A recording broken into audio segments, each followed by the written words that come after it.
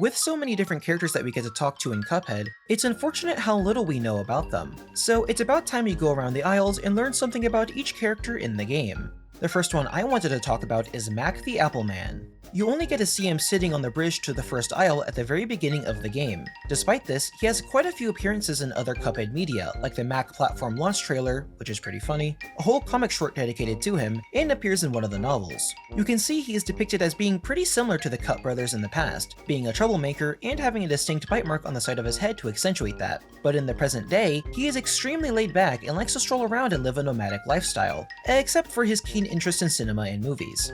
He's pretty generous and helpful at that, giving the brothers 3 coins to help them on their journey to defeat the devil. All of this is highlighted especially in his comic story Runaway Regrets. In this comic, the brothers get tired of doing chores for the house and decide to rebel and live a nomadic lifestyle themselves, deciding to hop on a train and see where that takes them. They end up finding Mac riding in one of the unlocked boxcars and join him, noticeably not having a bite mark on the side of his head unlike all the other depictions of him so far. The brothers are curious on how the lifestyle they are trying to now live works out, and ask Mac about all the adventures he's been through, and stories he has. Mac goes on to ramble on the entire night about the crazy encounters he's had and what he's had to do to live his life, like having to eat whatever he can to survive, learning to sleepwalk just to find a way to sleep, and having to deal with the immense cold. The brothers realize what kind of life they decided to live, and understandably bail out when the sun rises and run back home to Elder Kettle, being grateful that all they have to worry about is doing chores around the house. So it's safe to say that Mac is a pretty tough guy that can handle most things thrown at him, which comes as a surprise because he's considered a child.